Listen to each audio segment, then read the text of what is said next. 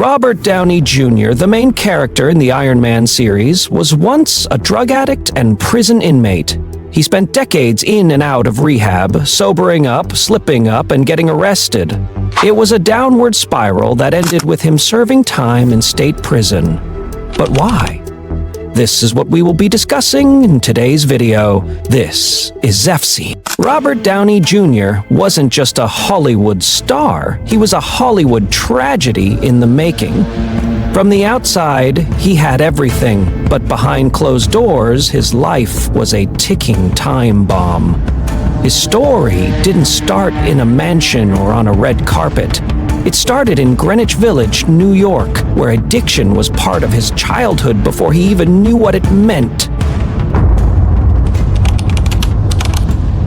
Robert was born into a world of art, film, and chaos. His father, Robert Downey Sr., was an underground filmmaker, bold, creative, and rebellious. His mother, Elsie, was an actress. Their home, a revolving door of eccentric artists, wild parties, and, most dangerously, drugs. Downey Sr. wasn't just using drugs, he was handing them to his son. At just 6 years old, Robert was already experimenting with marijuana, encouraged by his father. By 8, he was hooked. To him, this was normal. It was their twisted version of bonding, a father and son sharing moments through a haze of smoke. But addiction doesn't stop at childhood. It follows you.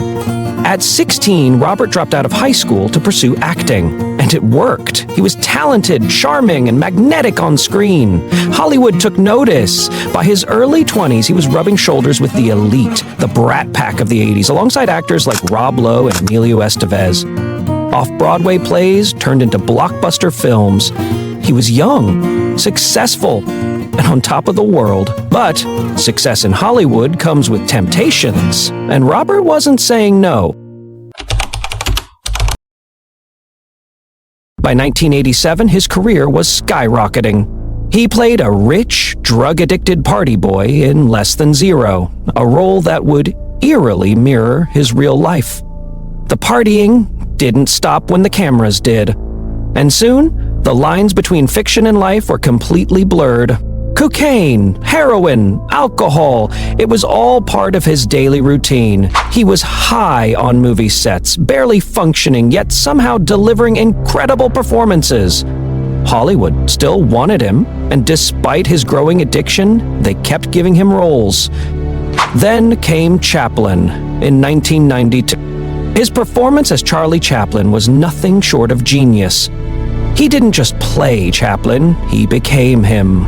The role earned him an Academy Award nomination and a BAFTA win. But behind the applause, his demons were winning. His relationship with actress Sarah Jessica Parker fell apart because of his addiction. Directors were hesitant to cast him. His talent was undeniable, but his unpredictability made him a risk. And then, in 1996, Hollywood's golden boy became Hollywood's cautionary tale. It started with a high-speed drive down Sunset Boulevard.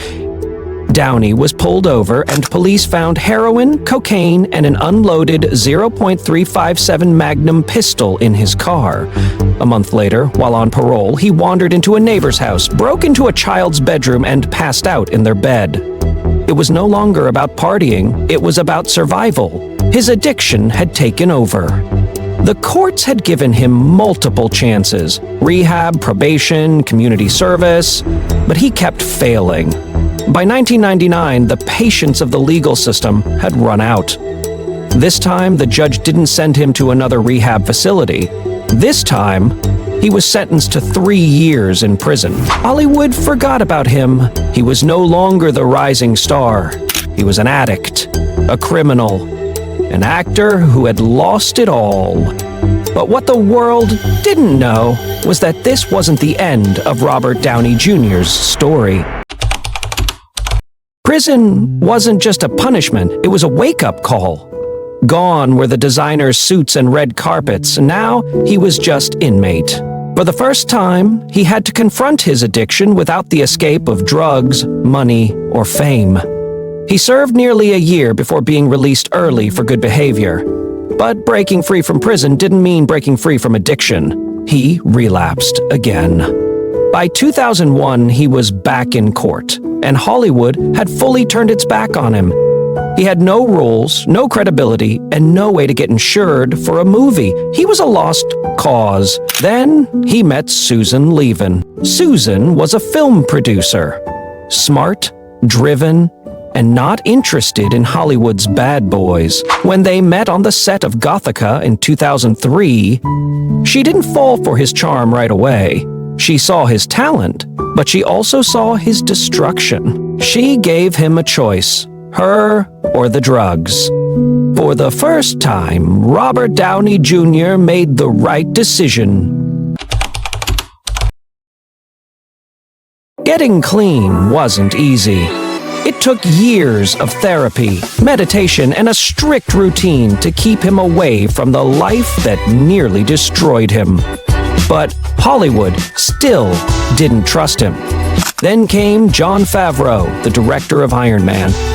Favreau saw something in Downey that no one else did. His flaws, his struggles, his resilience. He knew that Robert wasn't just playing Tony Stark. He was Tony Stark, a man who had everything, lost it all, and fought his way back. Marvel Studios wasn't convinced. Hiring an ex-convict and recovering addict for a multi-million-dollar franchise was risky. But Favreau fought for him, and in 2008, when Iron Man hit theaters, Robert Downey Jr. didn't just revive his career, he redefined it. Iron Man became a global phenomenon. The Marvel Cinematic Universe exploded, and at the center of it was a man who had once been written off by Hollywood. He wasn't just an actor anymore, he was a symbol of resilience. A testament to second chances. From making a few $1,000s in his early acting days to earning over $75 million per film, he had officially cemented himself as one of the highest-paid actors in the world. But Robert Downey Jr. didn't just come back to make money. He came back to make a difference. Beyond the fame, giving back and building a legacy. Despite his past, Downey didn't forget where he came from. He dedicated himself to causes that mattered. Became a board member of the Anti-Recidivism Coalition, helping former prisoners rebuild their lives. He granted countless Make-A-Wish Foundation requests, bringing smiles to sick children. He launched the Footprint Coalition, investing $10 million of his own money into sustainable technology to combat climate change. He even put money into sustainable farming, pushing for a future where no one goes hungry. Robert Downey Jr. didn't just make a comeback, he rewrote what a comeback even means. From a drug-addicted teenager to a fallen star, from a prisoner to a billionaire movie icon, his story is proof that rock bottom isn't the end, it's just a place to start again.